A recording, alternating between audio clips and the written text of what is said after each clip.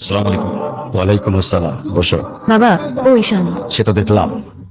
কি করো তুমি? রেলমিতে লাস্ট ইয়ার আছে। স্টুডেন্ট। তোমার উদ্দেশ্যটা কিন্তু আমি বুঝতে পারছি। আমাদের মতো ছেলেরা কেন আমাদের মতো বিজনেসম্যানের মেয়েকে টার্গেট করে, কিসের লোভে, একটু জানা আছে? কি বলছো এসব? তুমি চুপ করো, আমি কথা বলছি। তোমার ফ্যামিলিতে আর কে কে আছেন? বাবা মা দুজনেই আছে, কিন্তু তারা আমার সাথে থাকে না। আই মিন, ক্যারেক্টারের প্রবলেমটা কার ভেতরে ছিল, ওর বাবার না মার? আরে সমস্যা তো আপনার ক্যারেক্টারে। কিভাবে কারোর সাথে কথা বলতে হয় সেই ভদ্রতাটাও শেখেন নাই আপনি। কি টার্গেট করছি আমি? আপনার টাকা? তা নয় তো কি? আপনার হয়তো আমার ব্যাকগ্রাউন্ড সম্পর্কে ধারণা নেই স্যার। আপনাদের মতো সকল বিজনেসম্যান আমার বাবার অফিসের লাইন দিয়ে দাঁড়িয়ে থাকে। আমি এখানে আসছি শুধুমাত্র ওকে ভালোবাসি বলে, সেকেন্ড কোনো উদ্দেশ্য সমান নেই। তুমি তো একটা বেয়াদব। তোমার ক্যারেক্টার সম্পর্কে আমি খুব ভালো করে জানি। তুমি রাস্তাঘাটে মাস্তানি করো। কি করে ভাবলে যে তোমার মতো একটা স্কাউন্ডারের হাতে আমার মেয়েকে তুলে? তো আপনার মেয়েরে কে বলছে আমার হাতে তুলে দিতে? আমি বলছি বাসায় ডেকে আনছেন অপমান করতে। আপনার বাবা মাই তো আপনাকে ভদ্রতাটা শেখাইতে পারেনি। এই মুহূর্তে আমার বাড়ি থেকে বেরিয়ে যাও। Get out!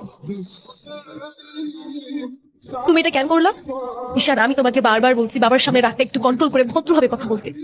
আমি বাবাকে অনেক কষ্ট করে ম্যানেজ করছি, তুমি তা